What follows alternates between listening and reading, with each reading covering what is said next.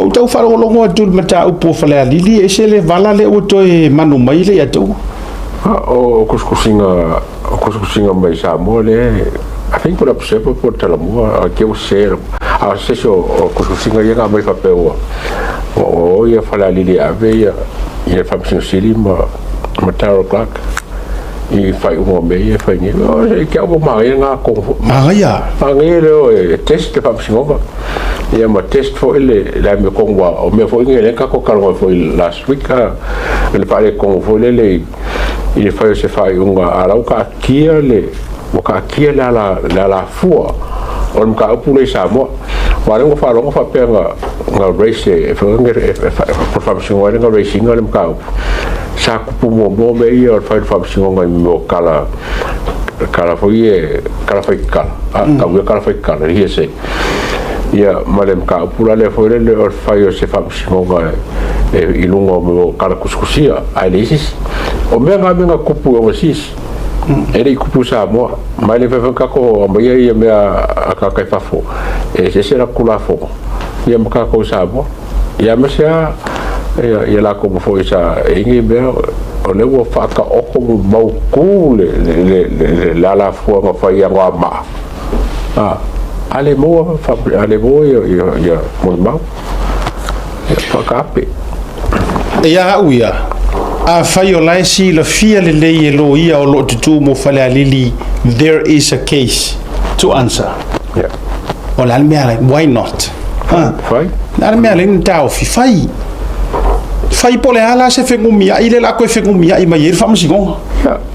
tua ia ve fai o mele fai alili ko fa ko le interest o fa msingo Commonwealth le mele pa ave fa alili ingo fo ele fo ai mai lo ave famsi sili male so esa la ko ya Taro Clark fo o mo ko ma ngai ana ki ka fo ki fo fe fa ye ele wi kana le te fa ye wa e o itanga ta le tu la fo o le kala ngoi lo ye ngai usila e ke sira fiali ya to le mola le frekofe male mango yo lo ya singia Samoa so le la o fionga le famsi usili o fo ngi kanga e matua o fo e ole foi mala le yang usila I lau record I neia o eloia le tau e kau ke mala le I le record si makiva ngai lango ngai ngalo ia lo officially ko kako ana ole la wingo fa metala ole mo ke mala I lau success record pe mawalunga pe le mawalunga ole la foi langa walanga langa ai le kele o manga na ira o sa mato fi poto le fai mako research nei ole foi kalango ai lo ia kalango ngai sa ko lo ia fakas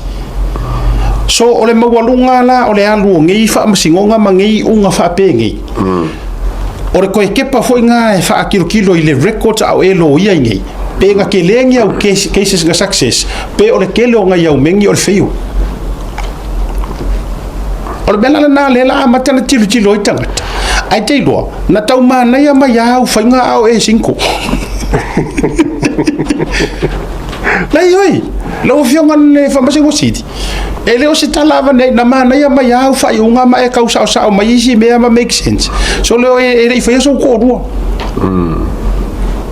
ai na lua Nonofo lo male fa matua HRPP na ulu Nonofo so le makua wasa wol mo ka ru ngiar ke le o fa unga busa la yo esa ole ole ma ye panga tipo kai mina kale le fale fale fo o yo le va ai al Commonwealth mari na nation ba ngo fo ma ngar va ai re la langi ma ka umaya o fa pengi ai na la tu lo la fautua e ser fauku o re fauku sa ai mo ngar fauku ke ya le wa milo fu ma milo fu e oi ele me ale ngale fe ka pa u akam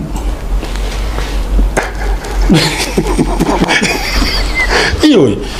e me ale oi musu waku eva mo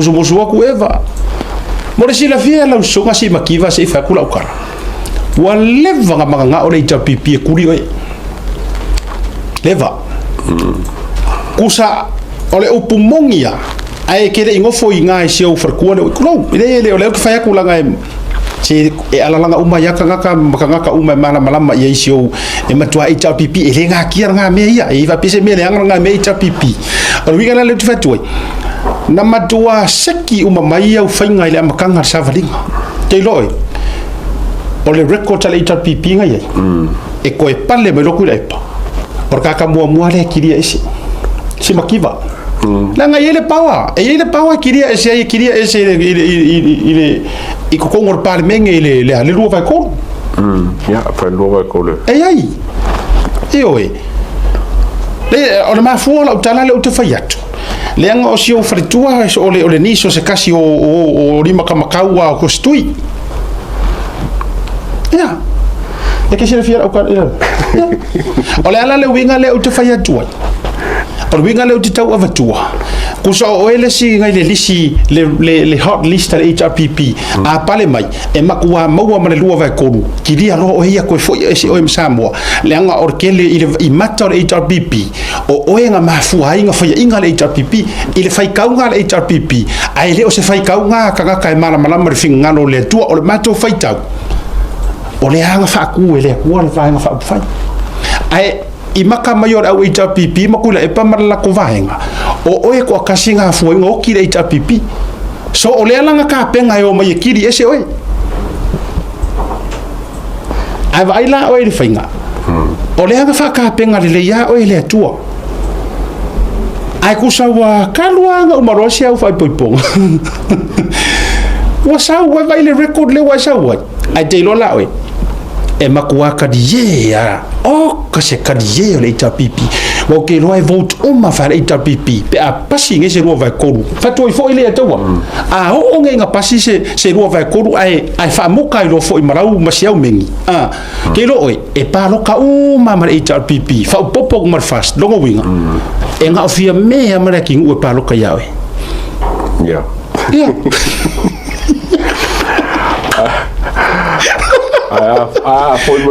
foi moi eu pai ngo ngusile lo me ai oi se ngusila a manga oi pa fa pe uma sole ole wa uma isi tala tu wala lo avatu au tafa ole mele wo va ia kunga ole nga wala so nga kili so par mi ku sai la va ile wa e nau la vasibativa ia fa ia inga ia ko rupe ola unga kilo kua ko fa kamirongo melia e so ngia i le keislia a ka ko le makala fa le alili a ko le makala le melia e so ngia i tu lo war keisa sa faka e sa e fa palengi ngai e fa yo fa inga o si sui parmia ko e fia ko i makui lo mala ko mor ka sfuru ko sanga sfuru ko sanga e malo lo ai pusingo fo ya nga wa nana kasi mare ke aonde ko foi fala ali libere ka ko o asi ka o kingi po fe fa ye ya wa foringa mai le o ken yanga mero pa fa ko pi foringa foi u ka wanda mai foi ba nga ye la ka mai o mero malanga challenge la u ya la ko ma lo le level la lo ye le malako foi le te faiatu o lo vinga le na monia le o lo fionga le ile ele ole anga ka kala fa se makifa ele anga ku kala fige foi ele anga ku kala lunga di ile anga fa ya ku ya e musu ave fa se ora ka ofie ele anga ku kala nga a ma wa ole o matale fa ya o siringero fa ma o lo fa ma ni langa wa sausa wa mo sausa wa nga ya mengi se vai o fa sinonga fa inga palota a ole treatment le u fa ya lo sunga nga wa pei o fasio kanga ka fa mo inga criminal a FCD mai FCD aku aisea ai ni cases mua nga sapina mai ni California nga le ado to be honest langa o e makoro se fua nga ni cases fa pengai nga ora ai o e lea e sapina mai ni record ko California kanga au kula fongo fenga paroka fa pe ha wili atawa o mengi o sapina fa ko a fai lunga ka so engole Supreme Court male se vai Mas se meu querido para o afifo e ele faz função fa paroca e como sabe vui ma terra film ka pule kau sih mamar se eu faz função mamar faz função sini um ka o pia vai lá ele ele não tudo luinga ngala kala boleh vanga manga ora ita pipi kiria oi ngasu esu se aikia kiria se oi au ke la longa foi la a fai o le tulanga wa ta oto ma lo nau lava e kurikuri au pur ngai mea soli ya wakari ngai le ita pipi ingo ku mar fast le ma se fia ngau lofa e wa kau foi nga ti en por delete expire kela nga delete o kau foi nga delete la web service tulo ya a fai ole na wa te tau waina la sanga fai fia ya wa sila le wa makar kau sa fo ole ngai lava e le ole le ai mar mafau ole fionga le sui pale mia to alia ai mangaru nga le ngai le mele o fa ku ubo se beiro mafau le akau fa nge mai malanga chi ya kalasa ko so ko foi Malaysia ya ele ole le mai ele o se lau pasenge le mafau le ole mingiska pole sui pale mia e operator ya o ministry le lalo ole vai nga male ale fionga ia doilupe matanga luenga ke kele le balo a faila sa mo ole la kau ko alia le nga ole ma fo si fai pule po si mingiska ole nga mo se fai fale le case talu ai nei tu ai nga me te tau tuli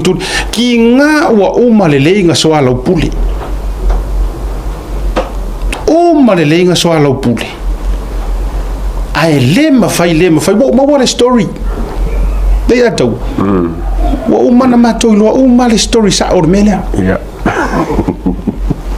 markanga kanga fa alonga pa wale or kanga fa nga alewe e ngambula ulu fa alonga i recording ya ngalu mori kai o le lato ya ar kanga ka kongwanga olonga nis lengo ngofo masiba kiva ya ka ora le pole le bari ka ngo le sui kai o ya o Fonotoe sorry le pole le sa le ya tatu ta ngofia vangen maka upulea le la mo foi atu o ai le to luo sibativa kako ia i mesa sa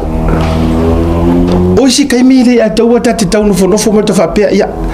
kau ko ia la leva ngose i fai me la ko fa maong you know ayo ko vai ko sole pe a kaule ku ia ku ma kaule va ku i ma pe ka va ku la papango ai ala lo le fa ole fa le ku si makiva ole ni so fonkoi ore kangaka lea sa fa alongo i le recording lea angamula ulu o fonkoi o sila la sa mo e ka kaunga ko fika mai lai o ko le so kanga lea ma vai lai fika mai o ko so kanga lea o ai la le ma ku fa ku inga si jei pingi aisia le nga ole menga eli ko ke ro ko sa mo nga ma ku i kongi a ku la epa ma fongo ko e ma le pule i nga mula uru sa milio ka kongi la lo pas il ke isla mai le ko ngalo fo yang ngalo ele ko ngalo yang ngalo belo fatu fasale le anga tolu ole mea le ngala nkupu makua ile ke kanga kangi i mamalu fai pulo ko kumalo ai makua i tongi la lo pas mea ngala nkupu na vai la ye fa longo ai ile recording ia umarola ia boy pekesa ai vangi ai roi lungar mele malanga mai ngamula ulu malanga mai fafu ai so ka ia kule loia le usa pina mai me ai ko ngoro kerfo mai anga fea nga fa nga ile sa pina de melia anga fea o anga fenga mafai inga faile sa pino ngimia mua ai pau war ka ngaka lenga yong karinga i ka ngaka lenga yong karinga i ga falo kolongo i melia oi ole anko ole ko lua ole fam sidi so kanga le anga ye lewa kile sa wa so kanga le anga le ole ka woki ka ko be sabo ya ole na to nua le tau mawhai vange a kuirunga le a lainga whiika mai wha mai ole ka mai kiki la le ole fia poko ole ma ele ai o se fia poko a wha kule maua ai wha mai fia poko yes nofo lalva le a taua ai o vavai atu ia vai la si ire ku malo fale alili awa ko mama yo a to si la fia me so loia kele pingi ola utatalo foi ngamula ulu sa miliota kula mai fai le fa mauni kula mai iyo awe ke ko ele ipopone la wadi yer ko nginga o ila lo pas ele ikea ya oi ele ikea fa kasi kula epa limongi ma fonko le ai ma se singa kea ele ipopole foi ka ku malo nga popole ma manga ngao e fai le leile mele ai sia la nga ele manga o ku ra iska mo tulo wa ko lupi manga akiri ele se usira sila ele lua vale lei wa uma foi na keu le lua vale lei mal fonga fikalai sa ye momu awa kasi foi le case o makua case fa makua case ore kangi ai apa pali leo ta eu maspa nga ave ya nga mulo ale ale me nga kupu nga koe uia ala mea ma koe keu le vase gentleman's agreement e ka o mea wo pasia o mea ma fai nga fai le anga ele pule mai se fama singonga ele pule mai fafo e pule ali ku malo a sa usi lor kofa faile le lenga anga e sa o ko ngomro o le wa vatu sa o e sia kamar ka ya e mali a ka please by all means so songia ka ko fayar mesa ele yang ora bori ya ki ngaru le fiaru ke kula ila nga le fiaru ya ngamro e doa that's the reason ele fiaru se ngamro kulenga mai e lunga la sa le ele fiaru ai se la nga fo bori fia me ala ori e wo fa nga keri ko singa fo langa fere ale le pete melana le fa ya tu lava a le lava fai ai mangofo umi fa finga ka o mafu anga ko ngwale samo mafu anga le anga so kanga anga menge yo piloto kle anga dangerous ki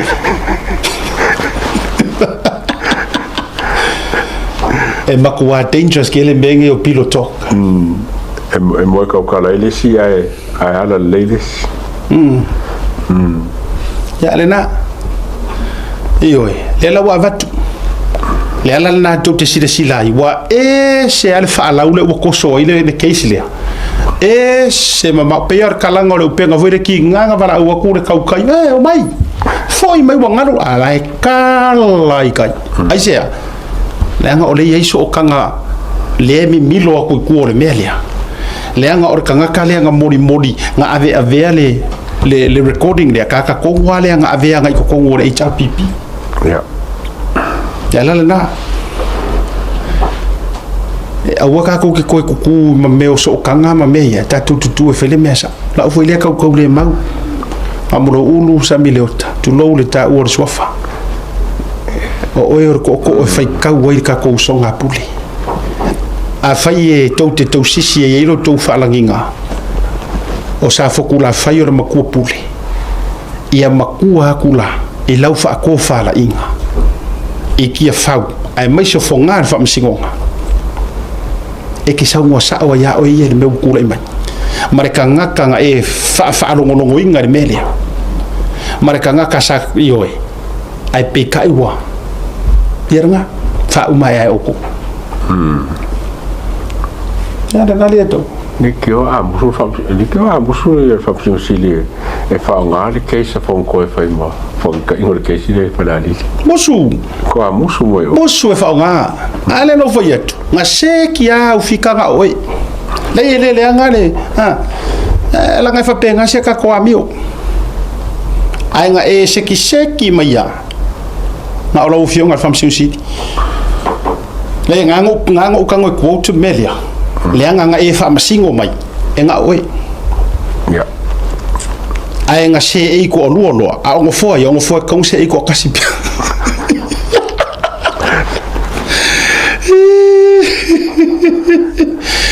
ya le na wo fai do ma fu anga la ya le ala inga mimilo uminga imea se le ai o ka ko so kanga ole manto foi le ya tua ole tolu alea ole tolu lava lea le fa le anga mea i tonu sa mo mafuanga i tolu leo ke fai kuai o mafuanga nge ye koru e mafuanga fa fa ka mo o laiki ai ka lafu se kanaka ya longa lua o lo e fefe se kanaka ma le lona tolu e te so tanga le tangata o le koru la walunga le fa le anga ya ma mafua i lo le upu le o le corruption o le corrupt me ye ko mua o laiki o e ki ai kalafu i le kangaka ai kala fo ngo kofia ko kule pala ko famsing sil ya kasinga ai kala teka ori kala for ko ngol oi lenga mangkua e foringa ba yele o e ko ngo foi ai o e ngo foi o ngo se me nga fai se kangaka ya e ka war me nga o ai kalafu i o mi e lenga se ai kalafu i kope lua fefe le ma ke ka ua ku me e yoi fefe ai sea fefe kuli ya fefe kuli fefe expose kule pa fefe kuli fefe kau fefe demote sa mo le ko ti kala kule per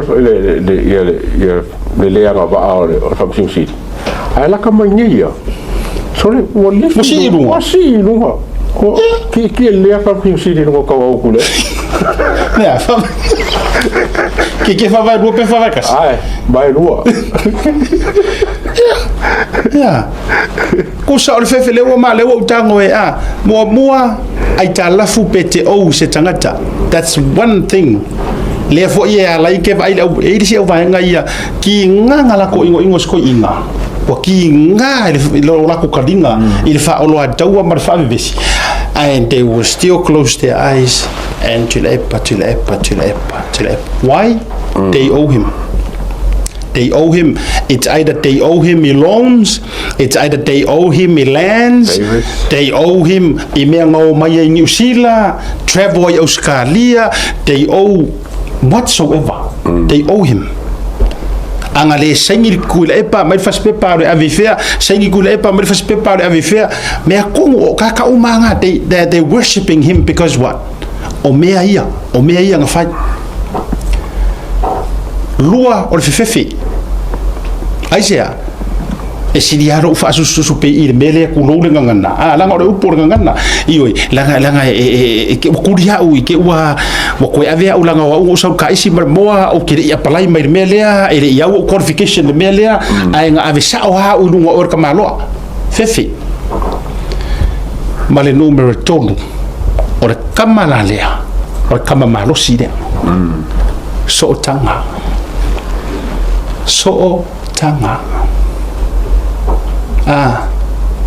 o loe relations so kanga o le uncle tina o le auntie o le nephew o le niece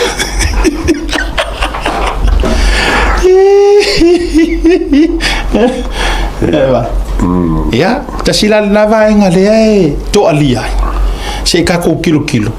ai mana ia tele pe a fai o le fato fara inga le a fale ali le to ko mimika ya fale ali laka ko suai pese nga masangi ngo ka fa lo ngo mo fereki te mi e vala au ko ila wa nga la usa u ke bobo e paka ko Go. Ka uro kai ngoa. 2, 4, 6, 8. Go. Era go fale ali ko. Go fale ali ko. Ala wa sa yo kiro e kiri afiri kinga e feng afiri kinga kai mia. Okay, eu vou ver que esse é bom. Olimpia ma ko foi. Iyo. Ngale na. Ole vai ngala na il famosito ngale le tau Italia.